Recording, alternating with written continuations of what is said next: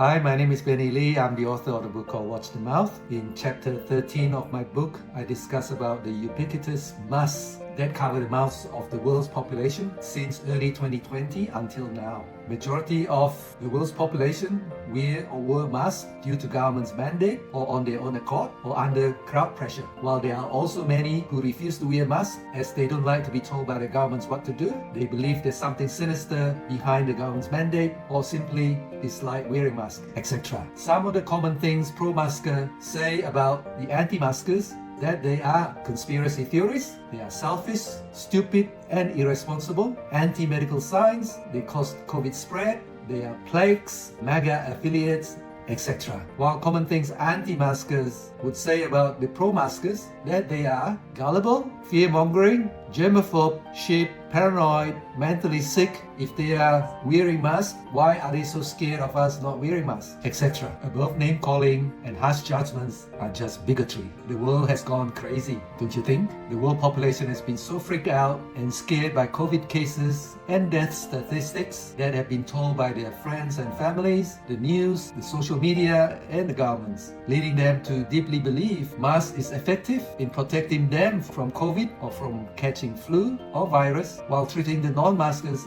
as pariahs. So the purpose of this video is to provide vital information for pro-maskers and anti-maskers, so we are better informed of the true effectiveness of masks in protecting us from getting virus or getting sick, and most importantly, everyone will become healthier. First, do you know what is ENT?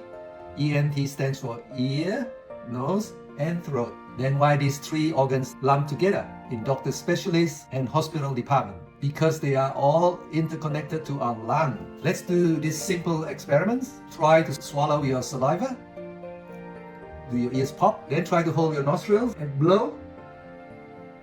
Do your ears pop? That's all proof ears, nose, mouth and throat all interconnected to our lung. So if COVID virus or its Omicron variant is so deadly and contagious, wearing face masks it's not enough, as we need to cover our ears too. The point is, this basic evidence tells you that wearing masks will not protect you from getting COVID, as we have seen so many mask wearing folks get COVID, pneumonia and flu, which are all related to lung infection. When we are stressed or not feeling well, people always say go outside and get some fresh air. When you are nervous or anxious, people always say take a deep breath, or people go hiking, as the air at the higher elevations is always cleaner and you will feel better. So we need to ask, do masks prevent us from getting fresh air, or do masks really protect us from getting or spreading virus, or are they effective or not, or do they cause more health issues? It's common sense that if we constantly cover our mouth and nose, not only we are blocking fresh air entering our lung, restricting oxygen to our bloodstreams and brains, but also we are re-inhaling the CO2, the carbon dioxide, which is toxic from our exhale, and germs are trapped in our mouth and nose, hence make us prone to sickness and not having mental clarity or a clear mind to think analytically and rationally due to brain fog or brain not getting enough oxygen, which may also lead us getting depressed easily or dementia earlier and being easily manipulated by others. If people who mandated us wearing masks knew that masks is not effective in protecting us from getting COVID but hinder you from getting fresh air or oxygen, then why they did it? Maybe the reason is rather sinister, to psychologically make you submissive as a tool to make you comply with government's mandates or recommendations. At the same time, make you unable to have mental clarity, easier to be manipulated, believe they're fear-mongering, so you'll be obedient to take multiple vaccine shots. The fear campaign is relentless, with new, more wildly contagious and far deadlier variants of COVID being introduced by our media or governments in average 2 per year. Whether the deadlier or more contagious new variants is real or manufactured, in any event, the variant is the pharmaceutical companies and governments' caveat and disclaimer that if your vaccine jabs and boosters don't work, don't blame them, blame it on the new variants.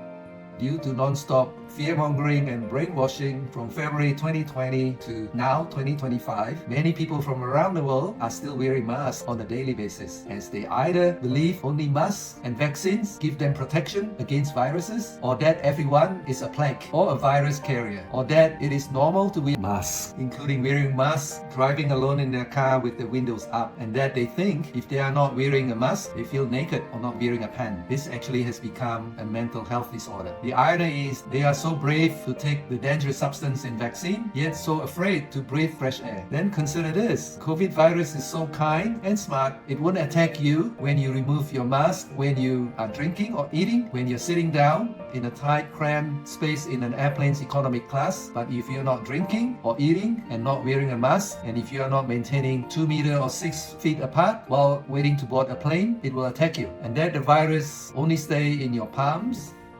not on your fists and elbows. As so many people have been doing fist bumps, elbow bumps, instead of handshakes when greeting each other. Then there are people avoid touching elevators buttons, so they use keys to push the button. Then they touch the keys. Do this make sense to you? People may also notice that every few years, new virus pandemic emerge, i.e. swine flu, avian flu or bird flu, SARS, etc. and recently COVID, that they are all lung or pneumonia related. The point is, we have been living with COVID virus or other names and their variants as they have been in the air every day for thousands of years, everywhere around the world. Likewise, people have been dying every day from pneumonia, cancer, other diseases, and from natural old age causes. Have people checked their country's statistics for the numbers of deaths before and during the pandemic years, i.e. 2018, 2019, 2020, 2021, etc.? If the statistics have not been tampered with, forged, or manipulated among those years, do you see any marked differences for the number of flu and COVID-related deaths among those years? You will see the number of deaths before and during the pandemic years are more or less the same, taking into account of the rising population, especially the elderly and the growing numbers of people with diseases. Do you also realize during COVID,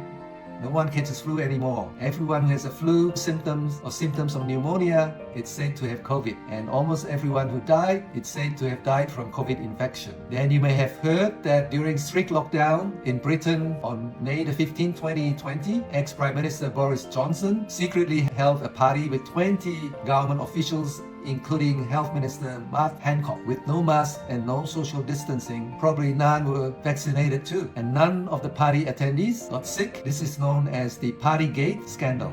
Moreover, throughout the pandemic, Sweden, with very loose lockdown rules, coped very well with COVID. Meanwhile, China, after 3 years of draconian COVID restriction and harsh lockdowns, honors daily COVID tests with zero COVID policy, suddenly ended COVID restriction and lockdowns in early 2023, declaring COVID-19 is just a common flu. What do these facts and examples tell you? It's no wonder more and more people get disease and die from sickness and preventable diseases. It's very likely due to their compromised immune system caused by multiple shots of synthetic vaccines and constant mask wearing. We already know the fact that people who have multiple vaccine shots, been wearing masks and maintaining social distancing, still get COVID. What do this tell you? The same can be asked. We have spent so much money on cancer and diabetic research. Why more and more people in the world still get cancer, diabetes, etc.? The best defense against infection and virus is to develop our own natural immune system by watching our mouth and eating natural foods. But have you seen any government encourage their population to develop their own natural immune system by eating lots of natural unprocessed foods, i.e. fruits and vegetables? To the contrary, we see governments and doctors promote drugs and vaccines, claim they are safe and effective, while holding people hostage with a ransom by forcing people to get vaccinated, or else they could not travel, go to restaurants, go to work, etc. Whose best interest do they serve? Yours? If you are healthy, who loses and who gains? If you are healthy,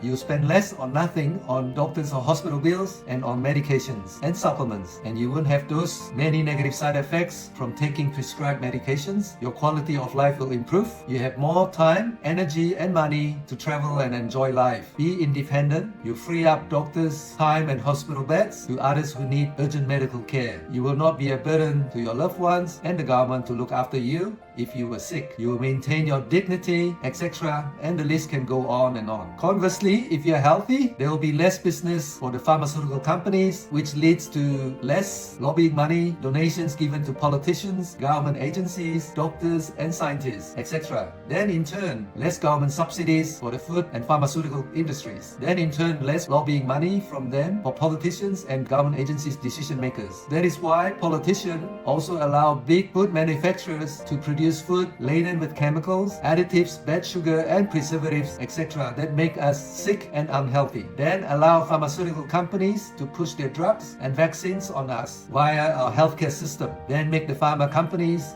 immune from lawsuits, and not liable should their drugs and vaccines cause harm or death. Hope you can see by now that it is in their best interest that you remain fearful and sick to keep wearing masks, be stuck in the vicious cycle. Perhaps healthcare should be renamed as sick care. It is obvious that it is in their best interest that the controlling elites want you to continue wearing face masks, to continue to eat unhealthy food, take multiple drugs for the rest of your life until you die. To prevent them from exploiting us, our brain needs fresh air and oxygen. When we have no brain fog, then we can think analytically, so we can raise our natural immune system to prevent getting virus disease by watching our mouth. To conclude, let's put aside our bigotry so we can be more receptive towards the vital information presented in this video, that face mask wearing is not only ineffective in protecting us from getting viruses, but also causing us getting brain fog and lowering our immune system.